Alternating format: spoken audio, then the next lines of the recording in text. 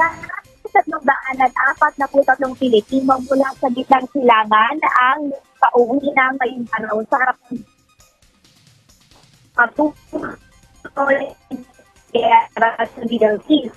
Sinalubong si Pangulong Pilipino sa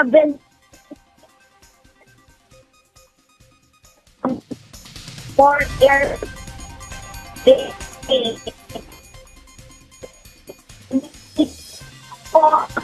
si Pangulong Marcos at ng mga Pinoy sa Qatar, Kuwait, Bahrain at Saudi Arabia.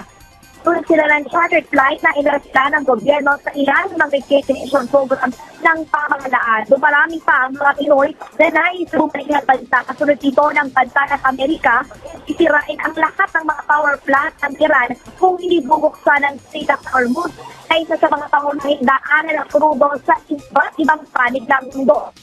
Samantala dayan, tiniyak ng DMW na may sapat pondo ang ahensya para tulungan ang mga public na mga Pinoy. Sabi, ilang tayong social assistance, libreng training, livelihood at ibang intervention mula sa pamahalaan.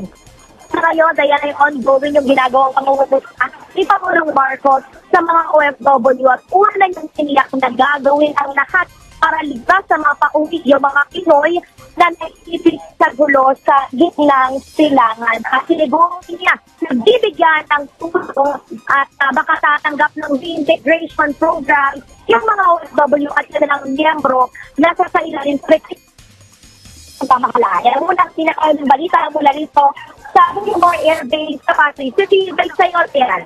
At yan po ang ulat ni Clazel Pardilla tungkol sa pag-uwi ng higit 300 mga repatriated OFWs mula po sa Middle East. Salamat, Clazel Pardilla.